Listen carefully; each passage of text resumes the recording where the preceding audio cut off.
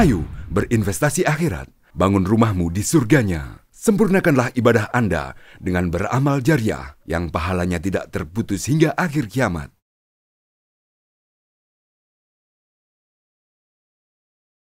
Bismillahirrahmanirrahim. Assalamualaikum warahmatullahi wabarakatuh. Alhamdulillahilladzi an'amana bini'matil imani wal islam. Wassalatu wassalamu ala sayyidil anam Muhammadin sallallahu alaihi wasallam wa ala alihi wa ashabihi wa man tabi'ahum bi ihsan ila yaumiddin. Asyhadu an la ilaha illallah wahdahu la syarikalah wa asyhadu anna Muhammadan abduhu wa rasuluh. Para hadirin dan hadirat, pemirsa dan pendengar yang dirahmati Allah Subhanahu wa taala. Alhamdulillah, bahagia rasanya kita bisa bersilaturahim kembali melalui kegiatan rutinitas pekanan ini. Tafsir Al-Qurtubi. Semoga kegiatan kita ini dirahmati dan diberkahi oleh Allah Subhanahu wa taala. Para pemirsa dan pendengar pun juga mendapatkan keberkahan-keberkahan itu. Hadirin, hadirat yang dirahmati Allah. Ayat 255 dari surah Al-Baqarah itu dikenal pula dengan ayat kursi. Hal ini disebabkan karena dalam ayat ini ada potongan kalimat yang menyatakan tentang al-kursi. Wasi'a kursiyuhus samawati wal ard. Sebelum ayat ini, yaitu ayat yang ke-254, Allah Subhanahu wa taala memerintahkan terlebih dahulu kepada orang-orang yang beriman untuk berinfak atas rezeki yang Allah berikan kepada mereka ini. Jamaah yang dirahmati Allah. Jaminan-jaminan Allah dan Rasulnya tentang infak itu luar biasa. Tak bisa terhitung. Infak itu tidak hanya menambah pahala kita. Pahala infak itu minimal 10 kali lipat. Pertengahannya 700 kali lipat. Dan yang tertinggi la tuhsa, tak bisa dihitung. Tetapi manfaat lain daripada infak dan sedekah adalah membentengi harta kita. Rasulullah menyatakan hassinu amwalakum bis sadaqah. Bentengilah harta kalian dengan sedekah. Infak sedekah itu menambah harta. Rasulullah menyatakan pula, ma naqasat malun min sadaqatin. Tidaklah berkurang harta seseorang karena dia mengeluarkan sedekah. Infak sedekah itu menambah umur. Infak dan sedekah itu menambah kebaikan-kebaikan yang lain. Dan di antara kebaikan-kebaikan yang lain itu adalah tertolaknya bala. Sab'ina kharifan, sebanyak 70 hasta. Jadi Allah akan menolak bala, menjauhkan seseorang dari bencana sab'ina kharifah, 70 hasta, ketika dia berinfak dan bersedekah. Tentu Allah dan Rasulnya juga memberikan isyarat kepada kita yang intinya bahwa dalam berinfak bersedekah hendaknya kita cerdas. Infak dan sedekah kepada seseorang yang membutuhkan penting. Tetapi infak dan sedekah untuk fisabilillah, untuk perjuangan di jalan Allah Subhanahu wa taala tentu lebih penting. Dan ulama menyatakan bahwa di daerah atau negara yang tidak mengalami peperangan, maka fisabilillah, infak fisabilillah itu diantaranya adalah dengan membangun masjid. Maka para hadirin dan hadirat sekalian, donasikanlah sebagian kecil dari harta kita untuk mendukung pembangunan Masjid Raya Al-Akbar ini. Itu adalah fisabilillah. Yang kedua, selama masjid ini dipakai, maka selama itu pula yang punya saham terhadap pembangunan masjid ini akan senantiasa mengalir pahalanya kepada mereka. Bisa jadi mereka sudah berpuluh tahun atau mungkin ratusan tahun mereka meninggal, tetapi pahalanya masih terus mengalir kepada mereka. Sekali lagi, mesti kita cerdas di dalam berinfak dan bersedekah. Di penghujung akhir dari ayat yang ke-254 itu Allah nyatakan, min qabli an ya'tiya yaumul la bay'un fihi wala khullatun wala syafa'ah. Berinfaklah kalian di jalan Allah sebelum datang kepada kalian suatu hari di mana pada hari itu tak berguna jual beli, tak berguna hubungan kekerabatan, dan juga tak berguna syafaat. Tak berguna syafaat pengampunan. Itulah hari penghisaban di hadapan Allah Subhanahu wa ta'ala. Tak ada lagi gunanya saya memaafkan seseorang, tak ada lagi. Pemaafan itu hanya di dunia.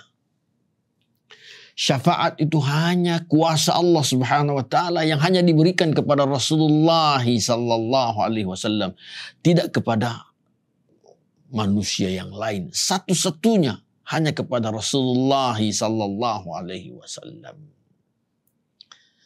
Jadi jemaah sekalian yang dirahmati Allah, sekali lagi, mari infak dan sedekah itu hendaknya menjadi salah satu dari kebutuhan kita. Dan tentu hendaknya menjadi pembiasaan, salah satu kebiasaan baik kita dalam perjalanan kehidupan kita. Nah, setelah itu, di ayat yang ke-255, Allah Subhanahu wa ta'ala dengan tegas menyatakan, Allahu la ilaha illahu.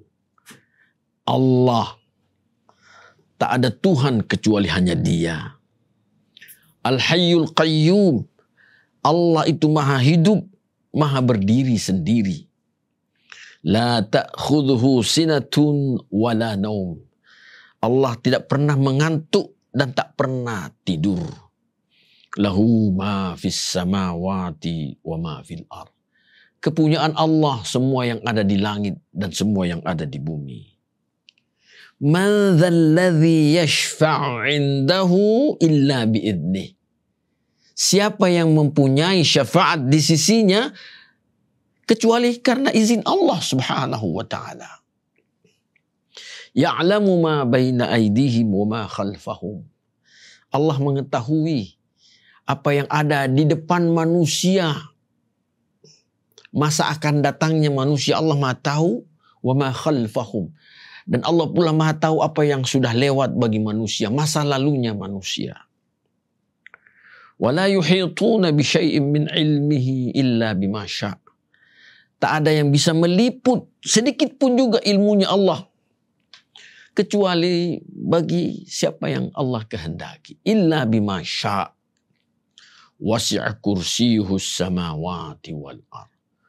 Luas kursinya Allah seluas langit dan bumi. Wala ya'uduhu hifdhuhuma. Dan Allah itu tidak berat, tidak kesulitan dalam menjaga keduanya, langit dan bumi itu. Wa huwal aliyul azim. Allah maha tinggi, Allah itu maha agung. Jemaah yang dirahmati Allah. Tentang ayat kursi ini, maka Syekh Al-Qurtubi menyatakan, hadhihi ayatul kursi sayyidu ayil Quran. ayat kursi ini adalah penghulunya seluruh ayat-ayat Al-Quran. Wa a'zamu ayatan. Dan ayat kursi ini adalah ayat Quran yang paling agung. Selanjutnya, di sini nyatakan nazalat lailan. Ayat ini turun pada waktu malam. Wa da'an Nabi sallallahu alaihi wasallam Zaidan fakatabaha. Dan Rasulullah SAW beliau memanggil Zaid, sahabat Zaid bin Thabit, fakatabaha. Lantas Zaid bin Thabit menulis ayat kursi ini. Selanjutnya, ruwiya an Muhammad bin al-Hanafiyah, diriwayatkan dari Muhammad bin Hanafiyah, annahu qala, bahwasanya dia berkata, lamma nazalat ayatul kursi, tatkala ayat kursi ini turun di dunia, kharra kulla sanamin fid dunya, seluruh berhala-berhala di dunia ini menjadi bergetar, dia guncang. Wa kadzalika kharra kulla malikin, seluruh raja-raja juga menjadi gemetar, bergetar dia. Wasaqatat at-tijan, dan mahkota-mahkota mereka itu pada runtuh, jatuh, an ru'usim, dari kepala-kepala mereka. Waharabatis syayatin, dan para syaitan-syaitan itu mereka semua pada kabur. Yadribu ba'duhum ala ba'din, mereka saling bertabrakan antara satu dengan yang lainnya. Ila an atau iblis, mereka rame-rame mendatangi iblis. Fa akhbaruhu, lantas para syaitan itu memberitahukan keadaan mereka. Fa amarahum ayyabhathu an dzalik, maka iblis menyuruh para iblis-iblis yang lain, syaitan yang lain itu, ayyabhathu, untuk mencari tahu ada apa gerangan. Faja'u, maka mereka pun datang ilal Madinah, ke Madinah. Fabalaghahum anna ayatal kursi qad nazalat, maka sampailah berita pada mereka bahwa ayat kursi itu telah turun. Inilah salah satu dampak yang dirasakan di dunia ini ketika ayat kursi turun di waktu malam itu. Seluruh alam semesta berguncang. Berguncang. Kaum muslimin dan muslimat, para pendengar yang dirahmati Allah. Ayat kursi ini dimulai dengan kalimah Allahu la ilaha illahu. Allah, tak ada ilah, tak ada sembahan, tak ada Tuhan kecuali Ia. Al-Hayyul Qayyum, Allah itu maha hidup. Al-Qayyum, maha berdiri sendiri. Ada orang-orang yang mempunyai akidah yang buruk. Mereka mengatakan bahwa bukankah dengan adanya malaikat-malaikat yang Allah ciptakan, itu berarti bahwa Allah itu butuh pembantu? Karena malaikat ini tugasnya adalah membantu Allah Subhanahu wa ta'ala. Maka dengan tegas kita mengatakan bahwa apa yang dinyatakan itu adalah sebuah kata-kata kefasikan yang besar. Justru dengan adanya malaikat yang diberi tugas oleh Allah itu menunjukkan kemahakuasaannya Allah Subhanahu wa ta'ala. Malaikat itu diberi tugas oleh Allah dan tak ada sedikit pun juga kemampuan bagi mereka untuk tidak melaksanakan tugas itu. Allah nyatakan dalam ayat yang lain, wa yaf'aluna ma yu'marun. Mereka para malaikat itu senantiasa mengerjakan apa yang Allah perintahkan kepada mereka. Mereka mengerjakan apa yang Allah perintahkan kepada mereka. Ini menunjukkan kekuasaan Allah Subhanahu wa ta'ala. Selanjutnya, mampukah Allah sendiri mengerjakan pekerjaan yang dilakukan oleh malaikat itu? Jawabnya tentu sangat mampu. Sangat mampu. Pada sebuah urusan saja, Allah Subhanahu wa ta'ala tinggal menyatakan kun fayakun. Jadilah kamu, maka dia akan jadi. Tentu berkembang pembahasannya, jamaah sekalian. Misalnya, mengapa Adam itu diciptakan oleh Allah dengan berproses? Padahal Allah maha mampu untuk menyatakan kun fayakun. Jadilah kamu, maka dia jadi. Tentu tanpa proses pun juga akan bisa jadi penciptaan Adam alaihissalam. Ulama kita menjelaskan bahwa ini mengandung nilai pendidikan bagi manusia. Karena Quran, penjelasan Quran itu tentu diantara maknanya adalah membuat manusia ini bisa berpikir dan mengambil ibrah pelajaran pada ayat-ayat kauniyah itu, ayat-ayat qauliyah itu. Allah ingin mendidik kita bahwa dalam bekerja, dalam berkreasi, hendaknya pekerjaan yang berkualitas. Tidak sembarangan kita bekerja. Ini yang disebut oleh para ulama kita dalam agama, yaitu itqanul amal. Artinya pekerjaan yang meyakinkan karena dia berkualitas. Di ayat yang lain Allah nyatakan, laqad khalaqnal insana fi ahsani taqwim. Benar-benar kami ciptakan manusia itu dalam bentuk yang terbaik. Allah menciptakan Adam dengan tangannya sendiri. Jangan lagi bertanya para pemirsa dan pendengar, bagaimana tangannya Allah? Bagaimana matanya Allah? Karena Allah itu maha melihat. Allah maha mendengar. Bagaimana telinganya Allah? Tentang Allah ini, Rasulullah menyatakan, tafakkaru fi khalqillah, wa la tatafakkaru fi dhatillah. Fikirkan saja ciptaannya Allah. Jangan berfikir sekali-kali tentang zatnya Allah. Fa innakum lan taqdiru alaihi. Karena kamu tidak sanggup untuk memikirkan zatnya Allah subhanahu wa ta'ala. Allah itu laisa kamitslihi syai'un fil ardi wala fis sama. Tak ada yang serupa baik di langit maupun di bumi. Jadi tak bisa Allah ini dinisbatkan dengan makhluknya, tak bisa. Itu pula sebabnya Rasulullah menjelaskan bahwa nikmat yang terbesar bagi manusia penghuni surga adalah diberinya kesempatan dia untuk melihat wajahnya Allah subhanahu wa ta'ala.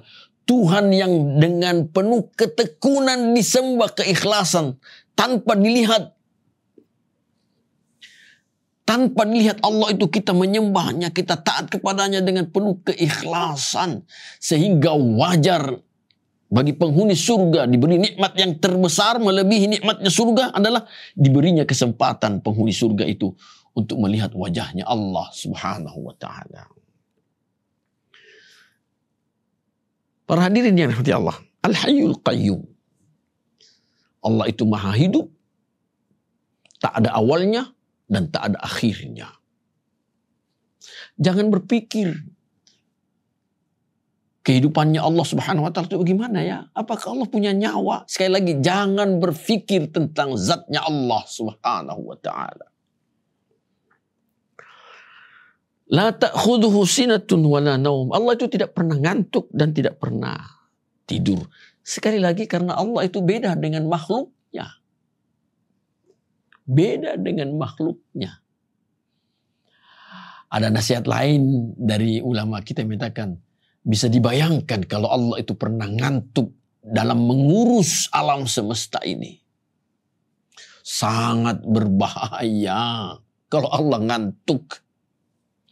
Bayangkan saja jemaah sekalian, kalau ada orang, katakanlah dia sebagai keamanan, diberi tugas untuk mengamati CCTV di televisi itu. Ya, ada perusahaan yang memang ada orang diberikan tugas secara khusus untuk melihat TV karena di beberapa tempat dipasangi CCTV. Kalau dia ngantuk, luar biasa. Makanya persoalan manusia ini Allah tegaskan bahwa Allah tidak seperti itu. Allah tidak pernah ngantuk, Allah tidak pernah tidur. Lahu ma fis samawati wa ma fil ard. Kepunyaan Allah di langit dan di bumi.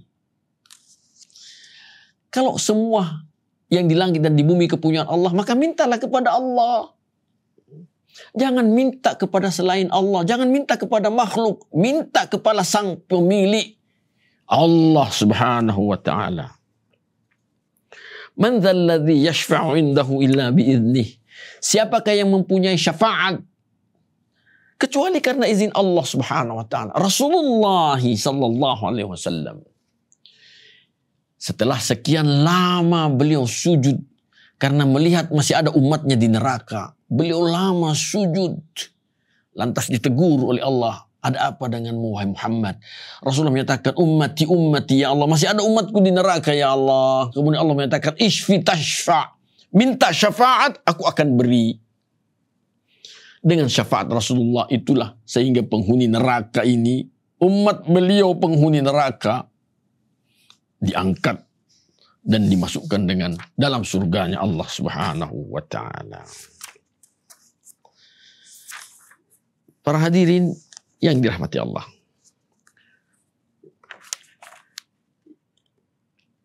wala yuhituna bi syai'in min ilmihi illa bima syaa.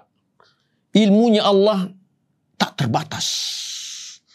Tak ada yang bisa meliput ilmunya Allah Subhanahu wa taala.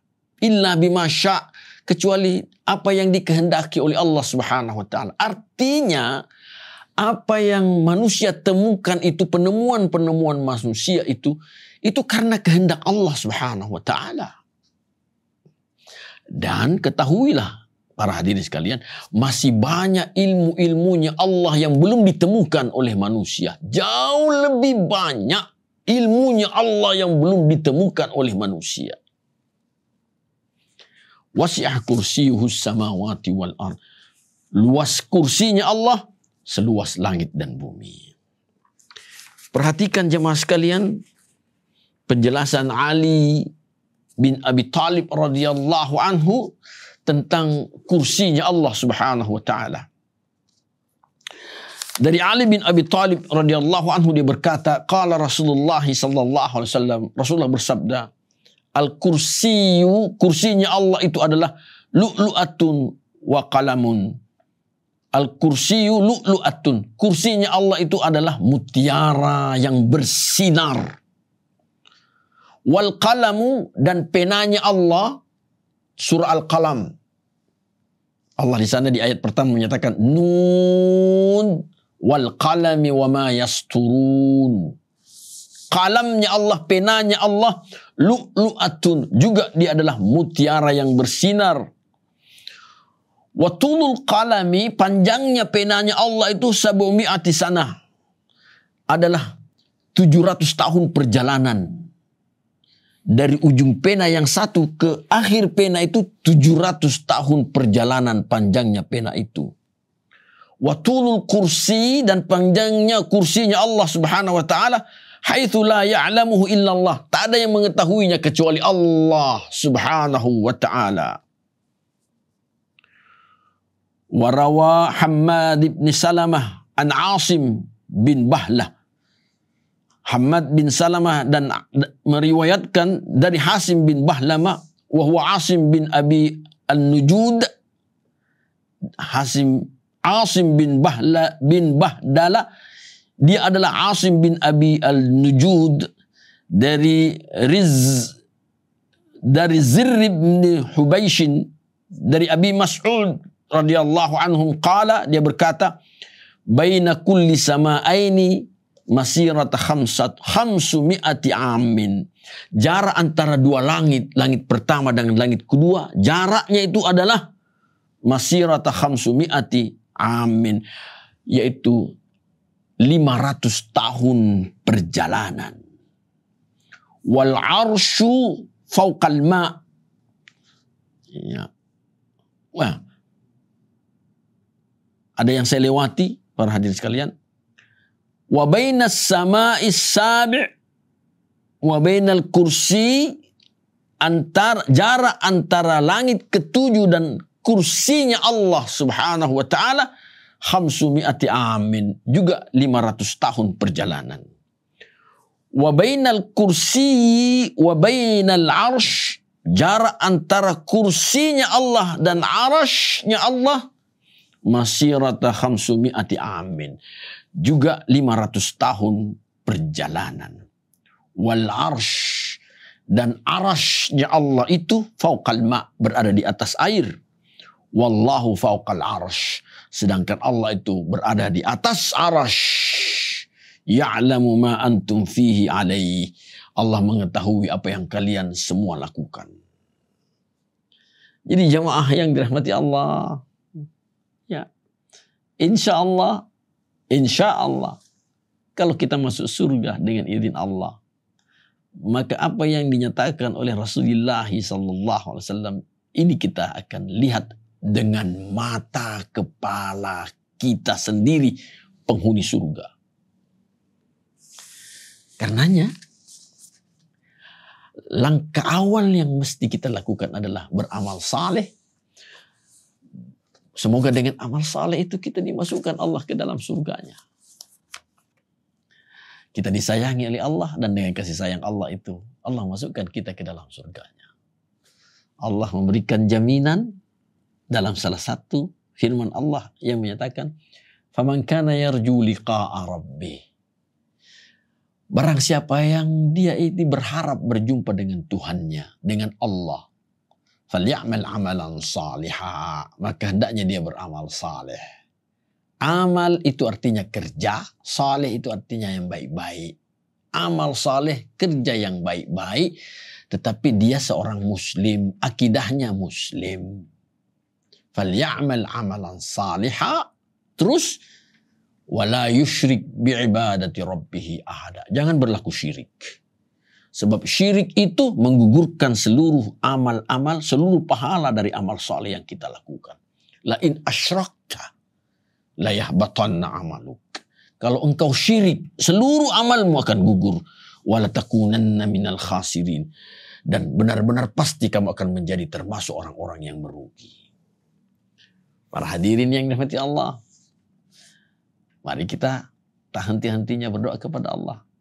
Semoga Allah memasukkan kita ke dalam surganya Allah Subhanahu wa ta'ala. Dan Rasulullah menyatakan orang yang berdoa agar dimasukkan ke dalam surganya Allah, surga pun juga berdoa kepada Allah agar orang yang berdoa itu dimasukkan ke dalamnya. Di antara zikir-zikir kita sesudah salat, di antaranya adalah Allahumma antas salam wa minkas salam wa ilaika ya'udus salam fahayyina ya rabbana bis salam wa adkhilnal jannata daraka daras salam. Masukkanlah kami ke dalam surgamu ya Allah, negeri keselamatan. Semoga Allah senantiasa menyayangi kita semua dan memberkahi kehidupan kita serta keluarga kita. Hadanallahu wa iyyakum ajma'in. Assalamualaikum warahmatullahi wabarakatuh. Ayo dukung media dakwah Masjid Agung Al-Akbar dengan ikut berdonasi pengadaan alat multimedia dan operasional dakwah. Usia boleh terputus, pahala jariah mengalir terus.